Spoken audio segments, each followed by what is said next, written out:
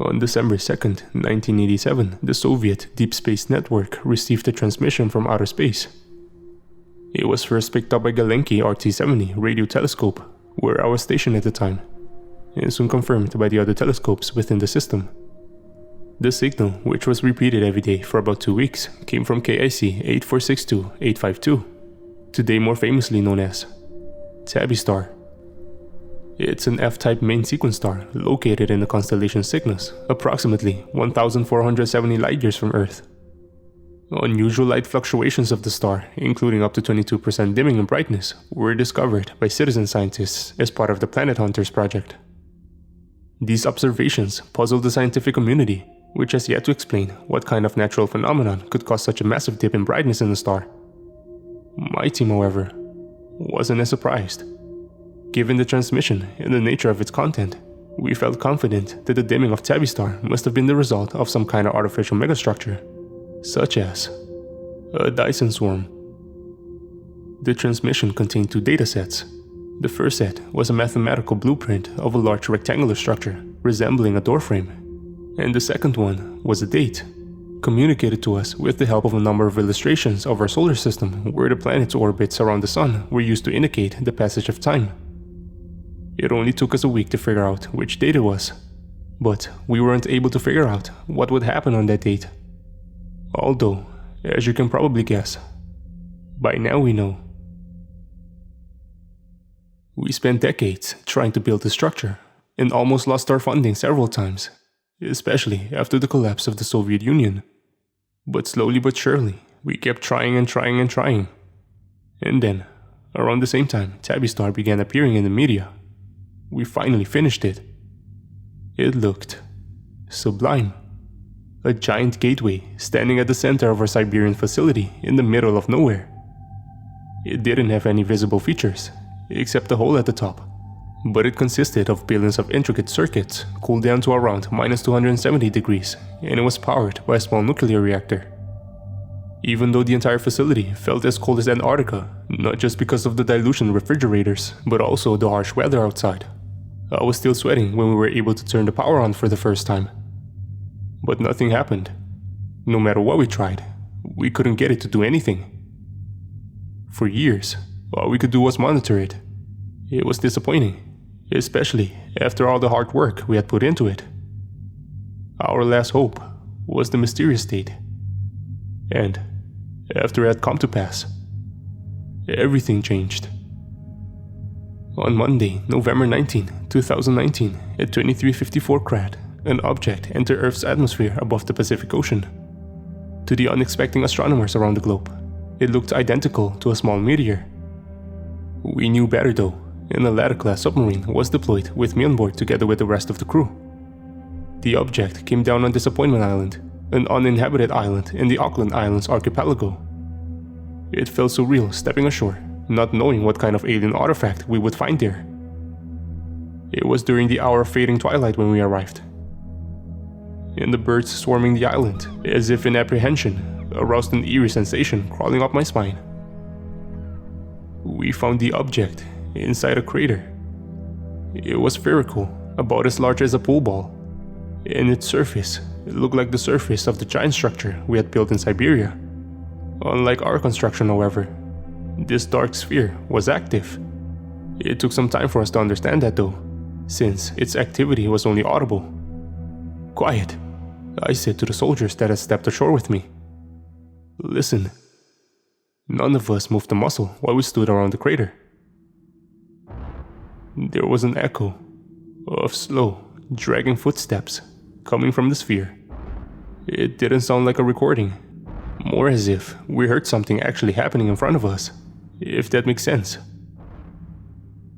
The footsteps stopped for a minute, and then continued until they faded out completely. After that, at least as far as we could hear beneath the agitated birds on the windy island, the sphere went silent. A brave soldier volunteered to touch the sphere, making sure it was safe, and after that, we moved it to the submarine.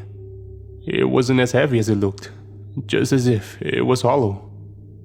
During our entire voyage back to Russia, I sat next to the sphere, listening carefully. It was mostly silent, But now and then, I could hear the echo of something that reminded me of metal scraping against metal. Although I couldn't explain what it was that I heard, or by which means I could hear it, it still felt ominous and foreboding. Back at the freezing facility, we soon discovered that the sphere would fit perfectly within the hole at the top of the structure, and thus, that it was what had been missing all these years. The last piece to our puzzle. It has traveled through space for more than 1,000 years. My colleague and dear friend Dmitri told us, although we all already knew it. "Alexander," he said, and looked up to me from his wheelchair. "You really heard footsteps?" I nodded. "Amazing," Sonia, our chief engineer, said. "Alien footsteps from 1,000 years." I cleared my throat, interrupting her. I'm not so sure these sounds are recordings," I said, and looked at my colleagues' uncertain eyes. "There have been no repetitions so far," I continued. "Every sound we've heard has been unique, and there's been several hours." "What are you trying to say?" Dmitri asked, anticipating an answer beyond his wildest imagination. "Are you suggesting?" "It's just a thought, a hypothesis at best. But I think we have to consider that this sound has something to do with the obvious function of this black orb. The structure is clearly meant to be a doorway, and this spherical component, as you all probably think as well, is most likely what will open that doorway. What will connect our world to their world." "You mean this thing is already connected to..." Sonia began, without finishing. I bit my frozen lip nervously, collecting my thoughts. "If I had to guess, I would say it's entangled with an identical object on the other side, on a quantum level, somehow allowing us to hear what is happening 1,000 light years away in real time.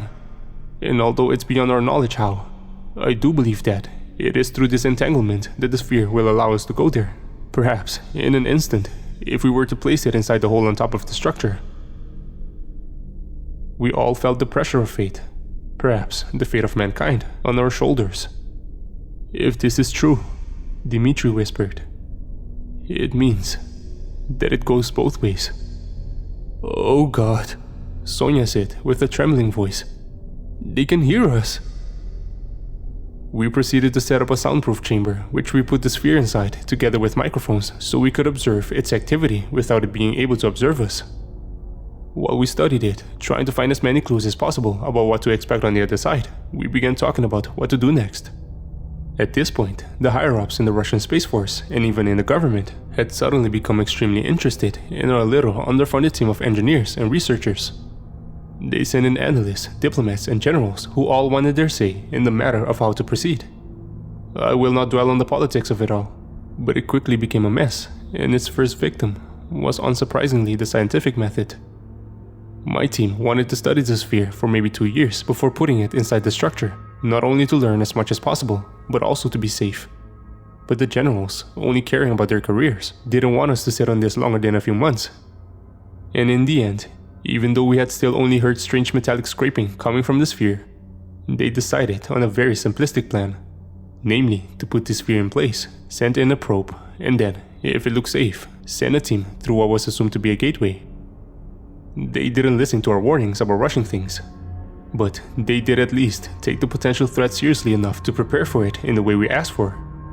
Since we knew next to nothing about the beings who sent us the sphere, except that they were thousands of times more advanced than us, we had no choice but to prepare for the worst with the strongest defense known to man: a thermonuclear missile. Seeing the PC-28 capmat being rolled into the facility prior to opening the gateway was a menacing sight to behold. If something hostile were to enter from the other side, the bomb would be detonated and obliterate everything in the area. In the middle of June this year, a crane lifted the sphere up to the top of the structure. I stood next to Dmitri and the rest of my team down at the floor, alarmingly close to the armed missile. I looked at the young soldiers next to it, who had been given the assignment to trigger it in the worst case scenario. I asked myself, were they really prepared for death at their tender age? And then I thought, if so, how brave. If not, how foolish. The structure was surrounded by military guards with dogs, while the generals stood on an impromptu observation deck a few hundred meters away. The probe we intended to send in was a rover sent to us from Roscosmos. A female voice spoke through the public address system and echoed through the cold facility. There might have been a way for us to avoid noise around the sphere, but since we had been ordered to go through with the mission so quickly, we hadn't had the time. This meant that everything said on our side, especially the instructions being delivered through the speakers, could be heard on the other side. It was reckless to say the least. As suspected, the sphere fit perfectly in the hole at the top of the structure. We didn't know what to expect, but we all expected something. A silence fell upon all of us. I didn't even dare to breathe. But nothing happened. For a moment, we thought that there was something wrong. Then, the dogs began barking like wild animals. It made the hair on my neck stand on its end, because it meant that something had happened. We just couldn't sense it. One of the dogs got free somehow and ran up to the gateway. The soldier in charge of it ran after, yelling for it to stay put, but it wouldn't listen. And then, when it ran through the gateway, it vanished. A collective gasp could be heard throughout the facility, and then a concerning murmur. The gateway was, without a doubt, open. Did that dog just travel over 1,000 light years? Dimitri asked. No one said anything for a couple of minutes, fruitlessly trying to hear the dog through the sphere. And then one of the generals spoke with authority from the speakers in the ceiling. "Send in the probe." The rover vanished, just like the dog. We all looked at the screens on the wall, which were connected to the rover through a cable that now seemed to hang in the air by itself, in suspenseful anticipation. Nothing. There was a crash coming from the sphere. And then, everything went silent again. I gulped out of anxiety. We debated what might have happened, but of course, there was no way for us to know. It was suggested that the rover might have fallen over by accident, and for no other reason than convenience, that was taken as a fact. Next, we put a camera on a metal bar and inserted it into the portal, and after having been retrieved 15 minutes later, we finally got to see our first glimpses of what it was like on the other side. The recording was heavily distorted and didn't reveal much, just as if the camera had been subjected to some kind of radiation. But it was clear that there was a large open space on the other side. The ground was too flat to be natural, and there were shadows in the distance indicating structures. Nothing of what we saw offered any explanation as to what had happened to the rover, and the dog was nowhere to be seen. I had to argue for Dimitri to be on the team that was eventually decided to be sent through the gateway. Since he was in a wheelchair, the general in charge thought he would be a liability to the rest of the team, but I convinced him that his expertise in exobiology was absolutely necessary. That wasn't entirely true. After the accident with the Soyuz TM-5 spacecraft that put Dimitri in the wheelchair, he has spent almost all his life working on our top-secret project. I would be damned if he, my best friend, wasn't allowed to see the fruits of his own labor. And thus, I proudly helped him inside the spacesuit. "Now you'll get to be the cosmonaut you were always meant to be," I said with a smile on my otherwise weather-beaten face. "We'll make history again, just like we used to back in the day." "For the motherland, eh?" he said, and left himself into a coughing fit. "I think I need a drink." "After this," I said, "we will have deserved it." Aside from myself and my small team of scientists, a group of highly trained commando frogmen were assigned to assist us. Their presence didn't make me feel any safer. Whatever waited for us on the other side, if they greeted us with hostility, we wouldn't stand a chance. We were nothing more than pesky ants walking in through the front door of a house beyond our comprehension. Standing in front of the large gateway, all suited up, enhanced that sensation considerably. While saluting the generals on the observation deck, a female choir sang the national anthem. All this splendor, I whispered to Dimitri and patted his shoulder. only to cover up how infinitesimally small we are beneath the ancient secrets we're about to uncover. The commando next to me had to struggle in his spacesuit to make the sign of the cross. I nodded at him and smiled in an attempt to inspire some confidence. He didn't need to know that his gun would be useless. All I could hear in my helmet was my own rapid breathing, telling me how scared I really was, and the radio chatter. Proceed forward. It was the general. He cleared his throat, and then continued with a softer voice. Make Russia, and the whole of mankind, proud. I took a deep breath. Dmitri grabbed the wheels of his chair and pushed his way toward the gateway. I hesitated for a second and looked at the people behind me. The fact that they would be over 1,000 light years away from me in a few minutes was almost impossible to wrap my mind around. "Alexander," Sonia said. "It's time." I helped her carry a metal crate with equipment. It made me feel somewhat safer somehow, to walk next to her. Even though the spacesuit protected against the cold, I could still feel the extreme temperature coming from the frozen gateway. The gold visor attached to my helmet fogged from my icy breath. We all stopped right in front of the invisible threshold. That minute felt like hours. All I could see behind the gateway was the wall at the other end of the facility. There were no visual cues at all, not even the slightest vibration in the air. It made what was about to happen even harder to believe. No one said anything. The commandos made sure their guns were ready to fire. I looked at Sonia, but I couldn't see her face behind the visor. Well then, Dmitri finally said. Godspeed, comrades. That became the unofficial go, and we stepped over the threshold. The transition was seamless. A crack in the radio was the only indication that something had happened, cutting off our contact with Earth. For some reason, the radio signals couldn't penetrate the gateway. A wondrous sight greeted us. The star, filtered through a partly cracked orange-tinted dome that covered the entire sky, shone down on a dark and silent cityscape filled with skyscrapers taller than anything ever built on Earth. They were all black silhouettes against the rising sun. Outside of the dome, tons of twisted metal and enormous chunks of broken structures floated through space. Two things became immediately clear to us after seeing this. That we were standing on a space platform large enough to allow for its own gravity, indeed a part of an attempted Dyson storm. And that at some point between when the message was sent to Earth and now, their civilization was either abandoned or destroyed. Another enormous platform came into view, solemnly rising at the horizon like a black flower and casting its giant hexagonal shadow on top of us. It was ripped apart in the middle by unimaginable ancient forces, letting through a sunbeam that illuminated the landscape in front of us.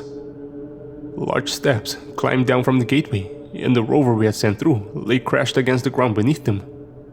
The gateway stood at the edge of a large oval square that was surrounded by identical gateways, indicating that the people who built the civilization had sent out many messages to the stars and patiently waited for answers. The dog came running toward us from the middle of the square, proving that the platform was pressurized and filled with oxygen. Taking off our helmet was out of the question though, since we didn't know what other gases or possibly even pathogens might have lingered in the atmosphere. We descended the stairs, Sonia and I helping Dmitri, and investigated the rover. It had clearly fallen down the stairs, just as we suspected. But there was also a set of small holes in its side that we couldn't explain. The dog wagged its tail when it reached us. One of the commandos bent down and patted it on its head. He looked at her tag. Good girl, he said, and laughed. Her name is Eliona, a true hero. I have a bad feeling about this place, Dmitri said. I mean, what happened here? All these gateways, Sonia said. Just waiting to be connected to some faraway world. Look, I said, and pointed at one of the gateways at the other end of the square. That one is broken, almost as if it was blown up. Although my gut feeling, an uneasy inkling of apprehension, told me to stay away from this forsaken place and return to Earth, my scientific curiosity kept me going. The gateway was indeed in ruins, and by the looks of it, it was the result of an explosion. I looked back at our own gateway, anonymous among the rest of them. If anything was to happen to it, I thought, we would be stranded further away from home than anyone in the history of mankind. Alexander! I heard Dimitri's voice in my helmet. He was a few hundred meters away from me. Look at these. There were enormous, seemingly fossilized bones scattered across the ground. Sonia helped us collect some of the smaller pieces while the commandos patrolled the area. Hundreds of small holes covered the brittle fossils, just as if they had been eaten by worms at some point. This looks like a part of a skull. I said, and pointed to a piece as large as a boulder. How fascinating. I continued. How astonishingly fascinating. Its size might explain why the gateways are so large, Dimitri said. They might have used their own size as a point of reference. I have a theory. Sonia said. All these gateways, they must have built them to reach out to potentially civilized worlds. But this gateway, this particular gateway, you don't think it just collapsed over time from natural causes? I asked. Maybe they invited something unfriendly, she said. Something more powerful than the beings who built all this? Dimitri asked. I took a deep, unsteady breath. If so, I said, the question is, what happened to the ones who destroyed them? Dimitri continued, sending shivers down my spine. I think maybe we should return, Anne. Sonia was interrupted by the commandos who yelled at us to get behind them. Again, as if they didn't know that in this place we were nothing more than primitive troglodytes. From one of the broad, desolate streets leading to the square, a figure as tall as a building appeared. It limped toward us, slowly stepping into the light. Just by seeing how slow it moved, I understood that it was the source of the footsteps I had heard coming from the sphere on Disappointment Island. It had a skinny gray body filled with bleeding holes. Its head, huge, resembled the fossil we had found on the ground, with 10 or more unblinking eyes covering the entire face. It moved its long arms in such a way that it looked like it wanted to shoo us away. But it was impossible to say if there was any aggressiveness behind it. Mother of God, Dimitri said. This isn't right. Please, Alexander, take me back. The dog barked furiously, and the commandos prepared to fire out of pure panic. I grabbed Dimitri's wheelchair and instructed everyone to return to our gateway. But just before we were about to move, the alien being collapsed and fell forward. It kicked up a cloud of dust as it hit the ground. For a few minutes, we stood in silence and watched its seemingly dead body. My heart was racing, and I could feel my pulse in my temples. An echo of something large falling to the ground in the distance reached us. The uneasy feeling from before turned into a dread mixed with uncanny sensation of being watched. A sudden twitch spread through the dead body, and then, to our screams of terror, creatures began escaping through the holes in its skin and even through its many eye sockets. It's hard to describe the abhorrent sight that played out in front of us. These creatures resembled oversized black centipedes. One of them, the largest one, forced itself out through the mouth of the body, and it was at that repulsive moment the commandos opened fire. The spacesuits made it more or less impossible to run, and it felt like running in a nightmare where you never picked up speed no matter how hard you tried. The arthropodic beasts swarmed toward us. One of the smaller ones crawled inside the suit of one of the commandos. I could see it enter his mouth, and then eat its way out of one of his eyes. A bigger one crushed the visor of another commando and ripped his head off with his spine still attached to it. I didn't try to run to save my life, not even to save the life of my friend, because I knew that only nuclear eradication awaited us on the other side. I ran to save mankind from the same fate that had bestowed the inhabitants around KIC 8462-852, and to save myself and my friend from the jaws of the beasts.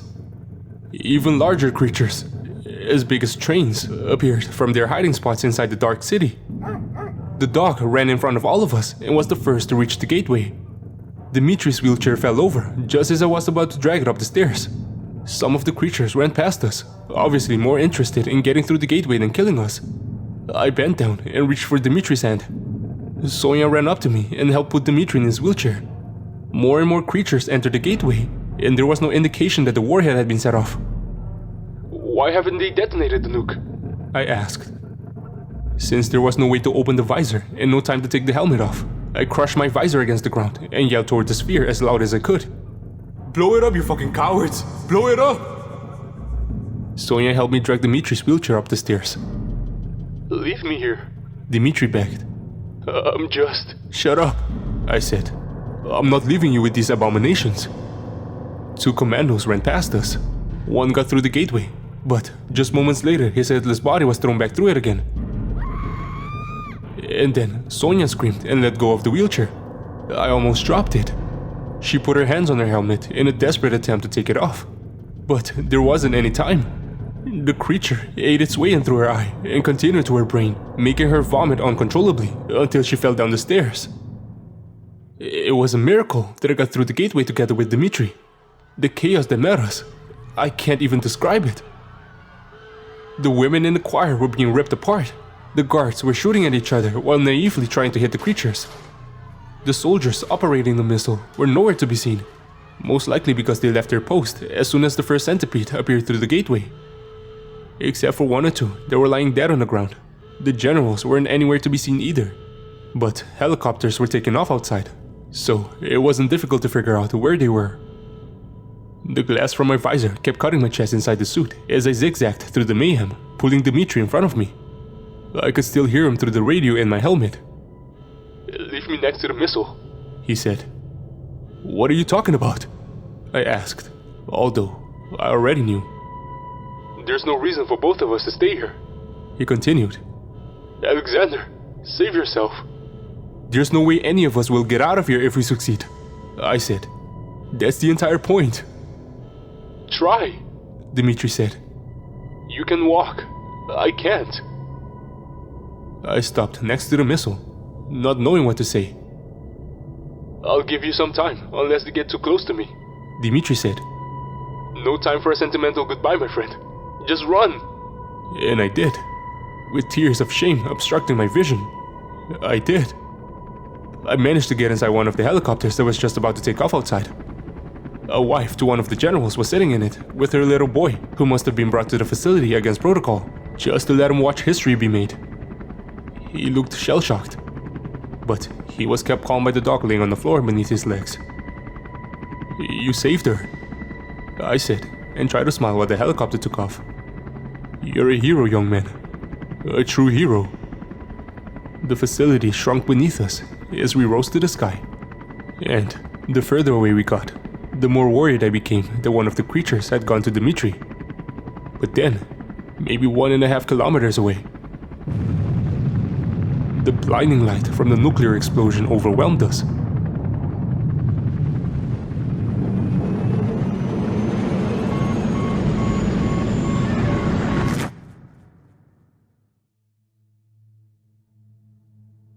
I don't remember much after that. The shockwave must have hit us pretty hard. I woke up in the rural locality of Omyakon. They told me that they had found a wrecked helicopter in one of the valleys beside town. The boy and the dog had survived, but the mother and the pilot hadn't. The villagers had seen the mushroom cloud, but other than them, no one would have been able to see the explosion, given its remote location. However, the increased radiation levels were detected over Scandinavia sometime later. Naturally, the government kept quiet about the reason. And I truly thought that everything would go back to normal, and that we had successfully averted the extinction of all life on Earth. But last week, I learned that Eliona had collapsed outside, and that one of her eyes was missing.